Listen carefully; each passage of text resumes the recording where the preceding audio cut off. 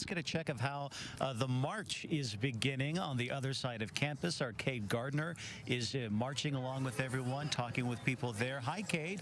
Tell us what's going on where you are. Yeah, Brian and Sarah, people are starting to really come out of the Student Union building now. I'm with Layton City Councilwoman Bettina Smith-Edmonds. I know that you're a graduate of Utah University, so this is not your first event here, but why do you continue to come back to the MLK March every year?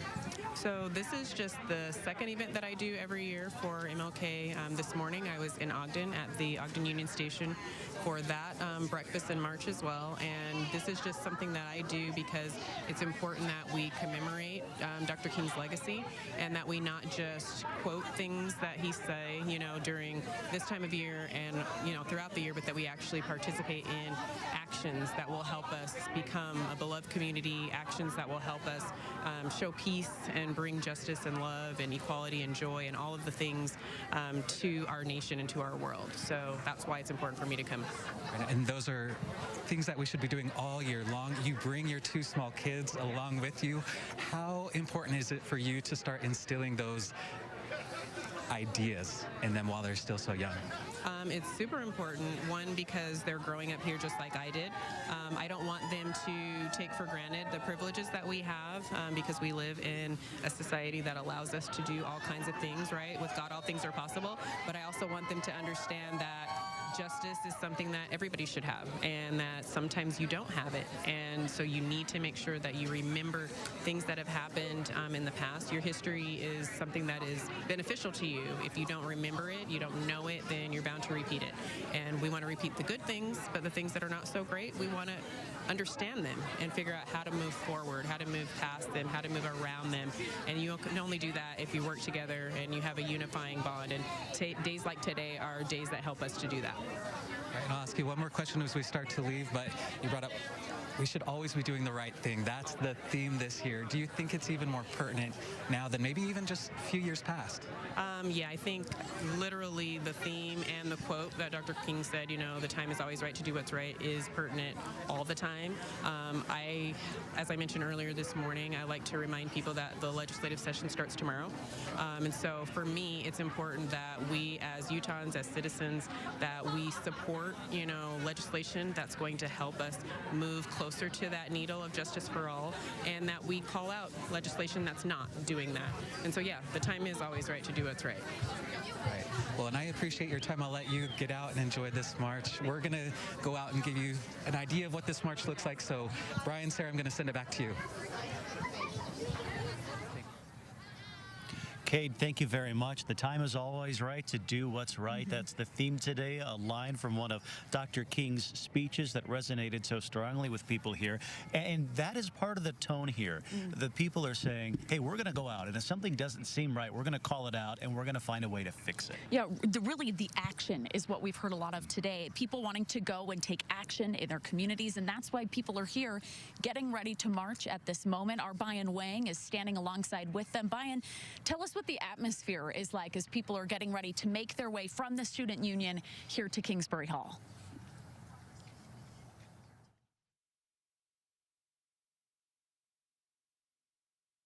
Seconds ago, you guys were talking about how uplifting and inspirational some of those talks were, especially during the panel when they kind of talked about social responsibility, talked about how people could get more involved in their community. And what a quote there.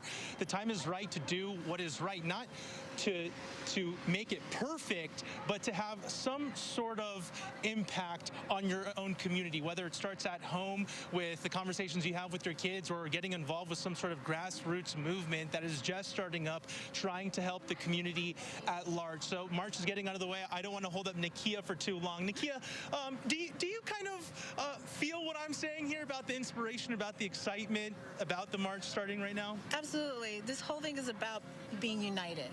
And we're living in a time where things are so divisive and divided that right now is when we need to be united, coming together as a community, as a people, to do the good thing, to do the right thing.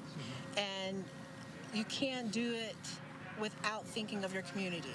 Yeah, and we heard about the leadership, what a role that plays, but how awesome was it to see so many youth and get up up there and speak, whether it was from their anecdotal experiences or how they view their generation participating in this larger vision. How cool is that? That was great. I work at a high school, and I get to see youth making hard choices every day. And being together and being united is so important for our youth today. Absolutely. Okay, well, the group is about 100 yards that way. I don't want to hold you back for too long. Thank you for speaking to me, Nikia. Wonderful. Enjoy the wonderful. march. Have a great one. Absolutely. Okay, Brian and Sarah, they are making their way towards you. They say it's a 6 to 7 minute walk. We'll see. It's a large group. I finished up stretching just a few minutes ago. I'll see you over on the other side. Okay, Bayan, thank you very much. We should begin to see that crowd here in just moments here outside Kingsbury Hall. It's not too long of a walk, but I know they were so eager to get out and walk and make their statements. So we'll see how quick they get here. Again, we've mentioned it. We've heard from some of our speakers today. This is not just a one-day only thing. Really, the University of Utah is putting on a whole week of service in honor of this day. Saturday, we know they had a day of service. Today, obviously, they're getting ready for that march, making their way here towards Kingsbury Hall.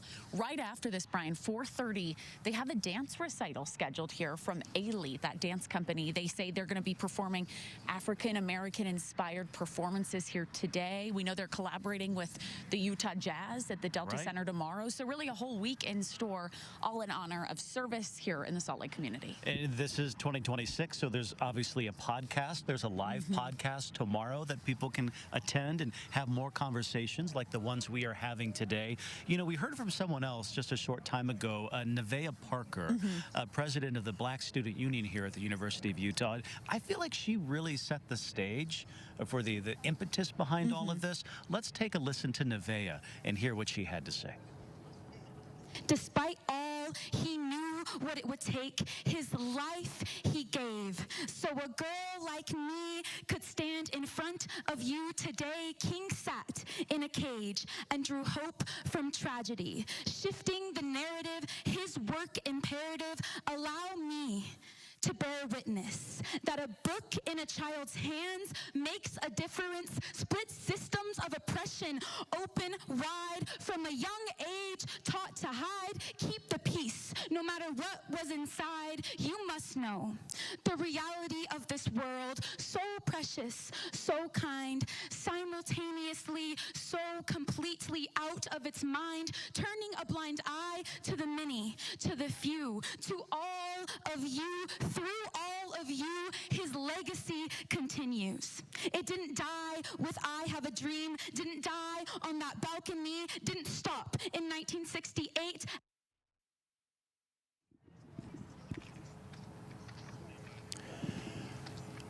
So that was Nevaeh Parker, president of the Black Student Union here at the UofU, and this was a poem.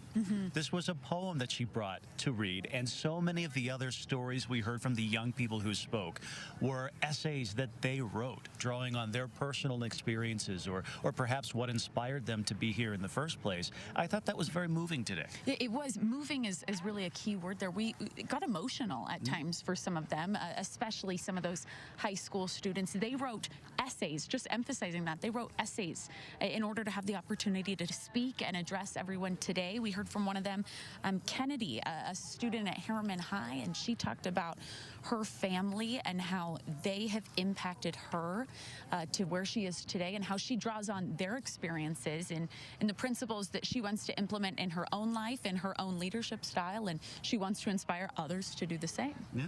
Okay. Let's listen. Do we have Kennedy? I don't think we have Kennedy. Okay, we don't have Kennedy. But as we talk about what happened today and what is happening right now, I think the march is getting closer, so they should be here any moment now. But to think that this has been going on for almost 40 years here. Yeah. The biggest MLK event in the community. We know there are many, but this is one of them, sort of the big one. It draws a lot of attention, and so it's a platform for people to really step up and talk about the meaning of the day. We heard it earlier. It's not just a day off for people.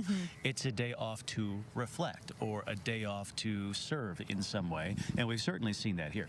And we're seeing that right now as people are kind of coming out right outside of Kingsbury Hall. Keep in mind, just an hour and a half ago, totally empty. I'm pretty sure we were the only ones here, but more people are showing up, waiting to welcome these people who are going to marching this way, also showing up for that dance performance we mentioned earlier. But we'll be interested to see the crowd as they make their way through. Earlier we heard what Brian estimated a few hundred. Yeah. We'll see if more people kind of join along their way as we are again waiting to get our first glimpse of the marchers as they make their way. We also heard from someone else today, Danner Gerald with PBS Utah. He spoke and he led a panel discussion and really queried the guests today about their thoughts and their experiences. And he had some really good words to say. And as the marchers come down here towards University Circle, I think we have just enough time to listen to his sound and what he had to say. Let's roll that tape. Time is our most precious, valuable resource. And we've seen in history, even in recent history within the last 5 years, that when people have time, a little bit of free time, the majority of us will do the right thing. We will go out and protest. We will go out and stand up for other people. And this is a very eclectic audience. And I think that when people are given time and they're not in the grind, in the rat race, once they have a little bit of freedom, by and large, they do what's right, and they help each other.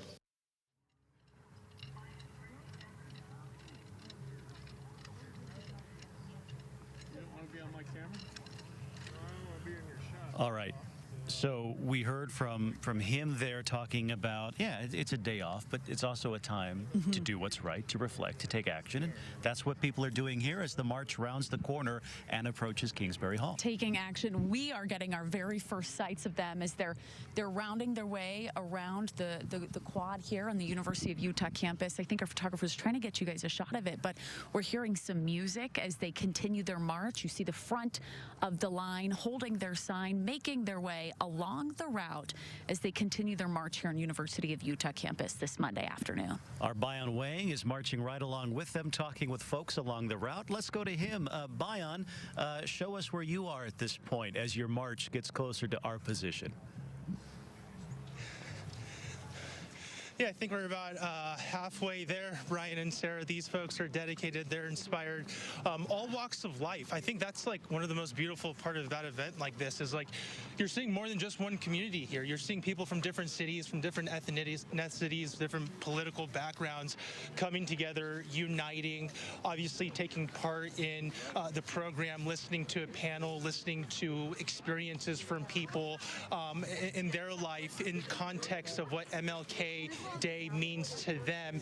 And now look at this. Let's get a wide shot. You see them all kind of demonstrating out here, holding up their signs saying, you know, silence is betrayal, still I rise. And you're hearing conversations too that people are having, kind of getting their reactions of what they heard in there. Kind of a determined, refreshing take on how they could get involved in their community, not just from the staff here, but from people who heard on social media that this march was going to happen, that it was going to be at the U, and wanting to come down, some of them for the first time, to see what it's all about. Let's see if we could get someone over here now. Hey guys, my name is Bayan. I'm with ABC4. How are you guys doing? We're out here marching. Doing fine, thank you. Okay. Happy to be here for MLK Day. You actually picked a person whose mother started an MLK celebration here at the University of Utah. You're kidding me. No. Yeah, I mean, I know that you've been doing this for a while, and culturally, this is something that's happening across the entire country right now. How have you seen it evolved, and what is your, contributions been to these marches? Well, I used to work here on campus. I just retired this past year, and so I was on the MLK committee. Was chair of the Youth Leadership Award section of the MLK Week. And so, yeah, that's my contribution, and I've seen it grow. We've had the growth for this march and parade for 40 years, and so, yeah, this is one of the largest marches that we've had over the last 30 years. That's remarkable. Watch out for this Honda CR-V over here. Would suck to have a blooper right now, wouldn't it? Hey, so I was just talking with the anchors about just how remarkable it is to see people from different walks of life coming out here. What is it like for you to see so many people out here participating? It's really encouraging to see that our community is coming out to support MLK Day, and knowing that we're having some unity within our community, because we definitely need it because our country's in such turmoil. And so it's really encouraging to see that people still have faith and believe in being a good community, being the United States of America. Thank you so much for chatting with us. Have a great day. What an awesome take there. Unity in the community, that's what they're pursuing. Watch this sign over here. Brian and Sarah, we're not too far. I think we're just coming up on you guys now. I'll send it back over. Okay, Bayan, yes, you are getting very close. The beginning, the early marchers have arrived here at Kingsbury Hall, and as is kind of a tradition now, they gather, they get some hot chocolate, they get some donuts, and they just talk about the experience they've had. They've still got their signs in their hands, and they are enjoying the camaraderie, Sarah. And gosh, you can feel the energy, right? It's much better than when it's just the two of us here. They really Yes, filled it up that's true. quite quickly. I don't know if it's the donuts or what, but no, they've really been talking about this for the past few hours, this idea of taking action and taking action now, and that's what they're doing in their own way of doing this march here on MLK Day at the University of Utah campus, gathering on the steps of Kingsbury Hall. Yeah, you can see people get jazzed about it because they take their phones out and they're shooting videos and pictures, and so the social media feeds are going to be full of this throughout the day, which is good. It is how people share the message, but you can see them lining up here outside of Kingsbury Hall just minutes before the dance performance begins, and I know a lot of people are very eager to see that this evening. It's true. That starts at 4:30-ish is kind of when people are expecting to be let in. But wow, what a group. You mentioned it. They're holding their signs. They came here ready to go. Not a bad sight here, especially in the years past. We've had some dicey weather for the past year or two, so this is about best case scenario as it can get here today. So I'm sure we're, and Alana can tell us later, you know, how we are temperature-wise. It feels like we're above average right now. Yeah, not too bad. And that has worked out well for the people walking today. Some lighter jackets, some hoodies. You don't have to be bundled up in a parka. No. So I'm sure that helps bring people out here with the crowd size. It's a good crowd. With the sun coming down, we're starting to see them kind of line up on the steps, because not only are they getting refreshments, but this is the perfect photo opportunity, isn't here on this afternoon. They're lining the steps, holding their signs proudly at this moment, taking some of their social media pics as well to see their posts later. But you mentioned it, Brian, a good crowd size. And it's something that they do here after they have their donuts and their hot chocolate is they do gather for a giant group picture. Yes. And it's really neat to see everybody on the steps as they get that picture. They're lining up right now, you know, taller people in the back. That's what they're doing right now, kind of hurting everybody. But that should be a really good picture. And let me see if we do have our Cade Gardner, who has also been walking with people. Cade, if you're here and you can hear us, tell us what it's been like for you walking with these folks. We just heard from Bayan a few moments ago. What's it been like for you? Yeah, I am here. I can hear you. I actually have a very similar view. Behind me, like you are, people are lining up on the stairs. That march was a lot quicker than years past, a lot warmer than years past, and a lot of people who were out there just were excited to be here doing this. Many of them have done it for years and years. In fact, I'm here with a group of ladies, including Denise Albert. She told me she's been doing this march for almost 20 years. This march has been going around for 40. 20 years. What keeps you coming back year after year after year? Just keeping the dream alive. What Martin Luther King started, we want to continue, because the mission is still active. It's still alive and well and needed. And our organization has a long-standing relationship with the NAACP and several other civic organizations, and we have a primary focus for social action. So we're going to be here. We're going to always be here. And social action in the year of 2026, how do we continue moving forward with that? How do we progress the movement that's already been made? I believe awareness and education. There's a lot of things that are happening that people are just not aware of and not educated to make a good decision and set their feet in the right direction. We can't go back. When we're talking, you know, about 60 years since the death of Martin Luther King Jr., how does he continue to inspire you today? Well, I stand on the foundation of love, and he said love was better and easier than hate, and so it's easy for me. Well, and how can the rest of us, how can we go try to spread a little less hate by spreading more love? How can we do that? Let's focus on our commonalities. We are all human. We all have needs. Humanity and dignity should be paramount for each one of us, no matter who we are, what socioeconomic group we belong to, or our ethnicity. Perfect. Okay, I appreciate your time so much. I hope you go and get some refreshments. Brian, Sarah, I'm going to send it back to you. Thank you. Thank you, ladies.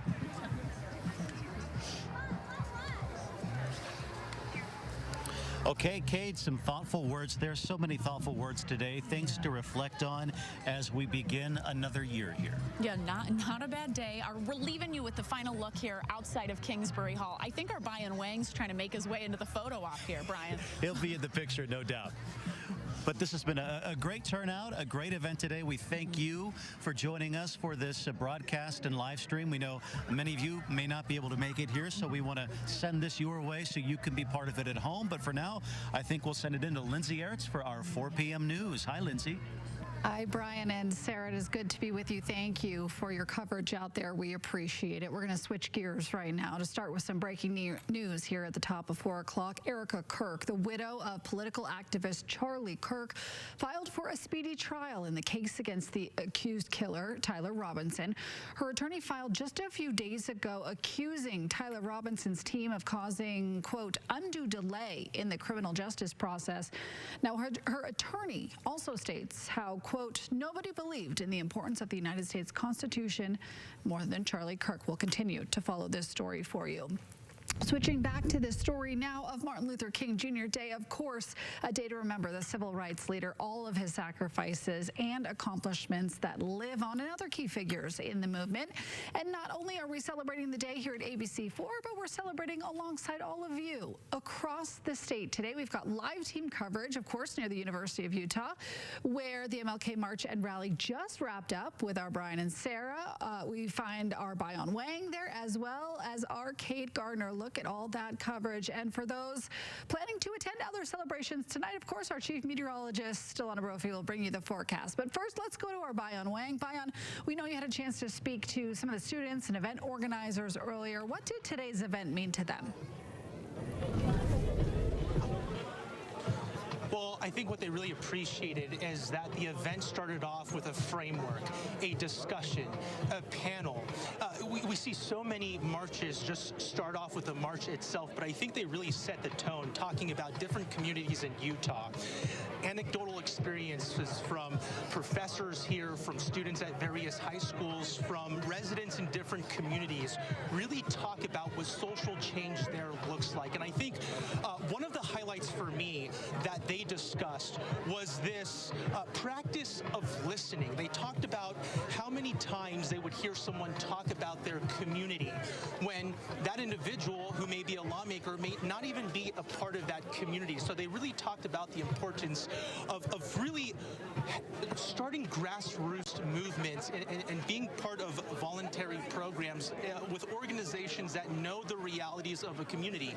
How can you do the right thing? How can you impact social change if you don't even know what some of the ills are that are impacting those regions? And Brian and Sarah, a little bit earlier, referencing a student named Kennedy Hawkins. She's a senior at Harriman High School, gave a very passionate speech about some of the afflictions her family members have gone through, saying that just her little brother and sister were recipients of some really heinous, racist remarks. But she talked about how being an older sister played such a huge role in making sure that those kind of instances don't create calluses in their lives, to harden them.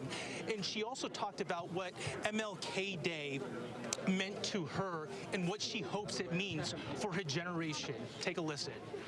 I think MLK paved the way for a lot of this. I mean, he marched for us and he led with love. He didn't believe in spreading the hate that he got. And I think that he's an amazing role model for us nowadays to not only lead with love, but also to educate those. He educated people around him. He gave speeches. And I think now it's like our turn to do it as the next generation coming up. So about 10 minutes ago, the march started. They got here in about 10-15 minutes. And, I think one of the sweetest things here, literally sweetest, is they're giving out donuts and coffee. And people are just really talking amongst themselves right now about some of the things they were inspired by today. Lindsay, I'll send it back over to you. All right, Bayan, sounds like a wonderful event. Let's switch over to our Kate Gardner now. Kate, we know you were at the event as well today. Tell us who you spoke with. What was the overall feeling as folks gathered there today? Yeah, Lindsay, we are here at Kingsbury Hall. We just got done with the march. It took us, like Brian was saying, about 10 minutes. The weather has been perfect. People have been so happy and excited to be out here. And more than anything, they've been reflecting on the legacy and life of Dr. Martin Luther King Jr. You can see the people starting to leave the steps now. They just took a huge group photo, maybe a couple hundred people here today. Again, this march was shorter than the ones in past. It was all on campus rather than starting at East High and making its way to the campus. Two of the people I spoke to earlier today, one was a student here at the U who talked to me about how even though she grew up in a time after MLK Jr., she is still inspired by him. It was very similar for a 17-year-old high school student I spoke to. He goes to school very nearby, close by, and he was selected to be one of the people to speak today. He wrote an essay about how the time is always right to do the right thing. This is what they had to say. So I do see the strength and unity that happened then, as well as happening now, as well as being a vice president of the Black Student Union here at the U. That is one of our missions, to bring people together, and as well as being a part of the Center for Community and Cultural Engagement, we have the opportunity to bring everyone together and to not let our circumstances determine what our future looks like. He saw what was coming. Even though it wasn't going to be easy, he still fought to the end, and I think that's a lot that everyone can learn from, to keep on fighting and to keep on going until the very end.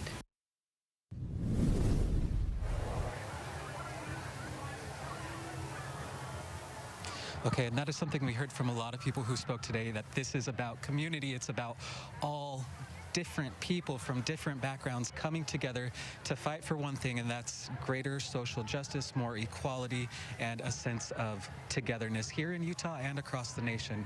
And again, we're going to continue to bring you some of this coverage throughout the evening of this event. Reporting live in Salt Lake City, Kate Garner, back to you.